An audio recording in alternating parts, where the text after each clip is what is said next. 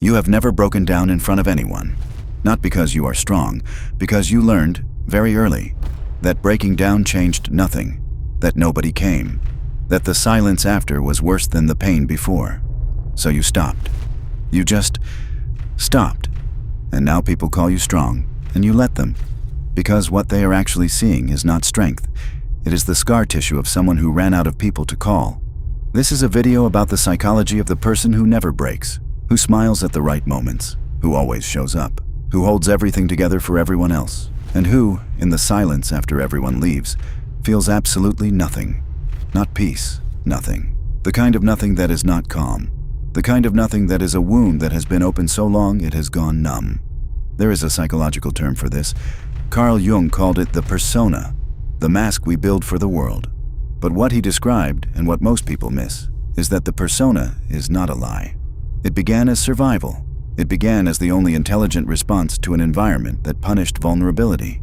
You did not put on the mask because you were weak. You put it on because you were paying attention, because you noticed, before most people ever do, that the world responds to contained people better than it responds to honest ones. You learned to edit yourself before anyone else could reject you. And you became so good at it, so precise at it, that eventually you edited out the parts of yourself you needed most. Let me tell you what this actually looks like. Not theoretically, functionally. You are the person people call when things fall apart. Not because they think you are invulnerable, but because you have never given them a reason to think otherwise. You answer, you help, you carry it, and you say I'm fine, so automatically, so reflexively, that you have stopped even checking whether it is true. There are people reading this right now who have not been asked, "How are you?" and really meant it in longer than they can remember. And here is what nobody tells you about being the strong one. It is not that people do not care. It is that you have trained them not to ask.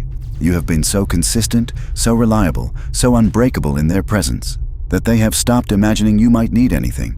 You made yourself into a structure, and structures do not get checked in on. Structures just hold, until they don't. And the terrible thing, the thing that makes this particular psychology so brutal, is that when the structure finally begins to fail, you do not let anyone see it happening. You go somewhere private. You manage it alone. You bring yourself back from the edge with no witnesses, no help, no record. And then you walk back out into the world, and you answer when people call. Because that is the contract you made with the world, even though no one asked you to sign it. Even though no one even knew there was a contract.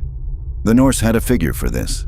They called him Tyr, the god of justice and law.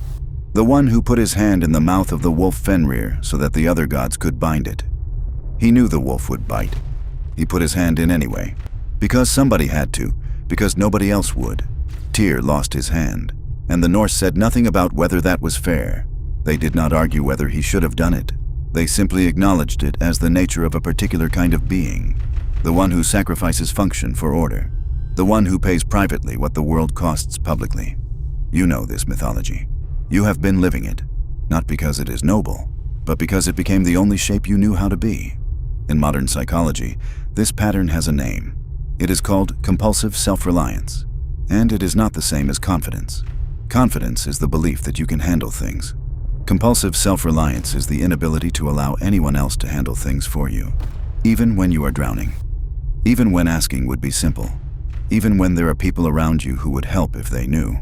It develops in people who learned early that dependence was dangerous, not necessarily because they were abandoned, though often that too, but because they received a consistent message, sometimes spoken and sometimes not, that needing things was a burden, that being too much was a risk, that the safest version of yourself was a smaller, quieter, more contained version that did not require maintenance from anyone else.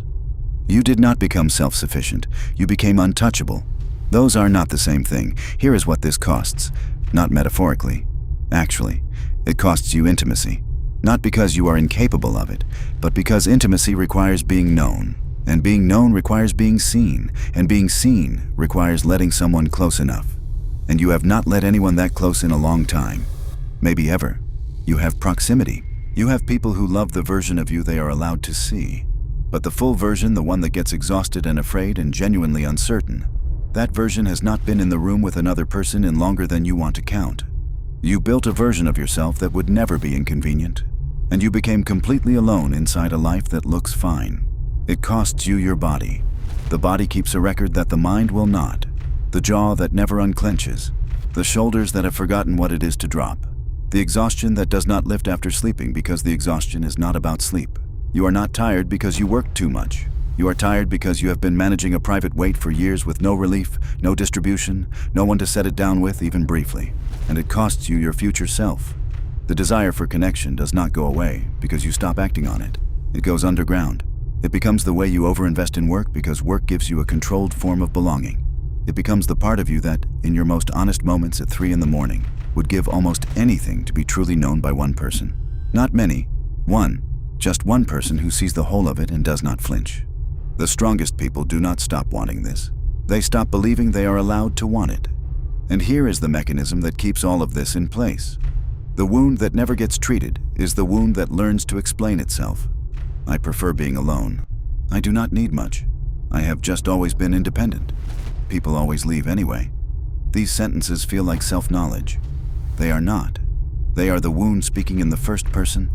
Real self-knowledge sounds different. It is quieter. It does not explain itself so readily. It does not have an answer for every question. The person who genuinely prefers solitude does not feel the need to tell you why every time it comes up. The person using that preference as a shield does. That is not philosophy. That is a wound that learned to explain itself.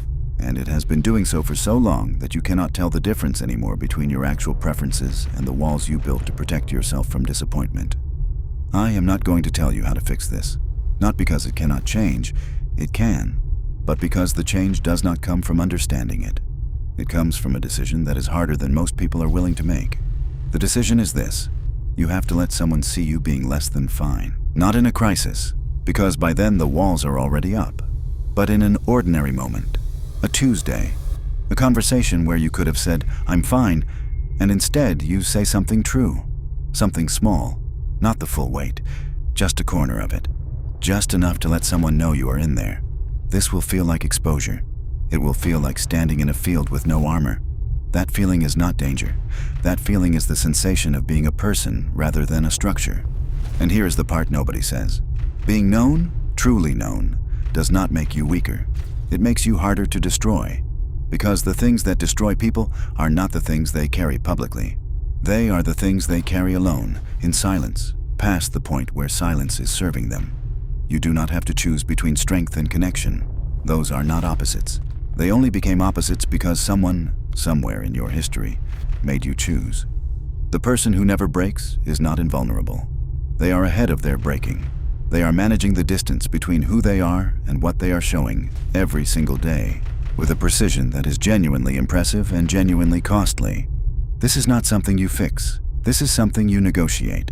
The contract was written a long time ago by a younger version of you who was doing the best they could with what they had. You do not have to tear it up. You can renegotiate. But you have to admit first that you are still in the building, that you have not actually left, that the armor is still on, even when there is nothing here that is trying to kill you. The wolves are gone. You can take your hand out of the mouth now. If this named something you have been carrying alone, you do not need to say anything. But I want you to know I know you are here.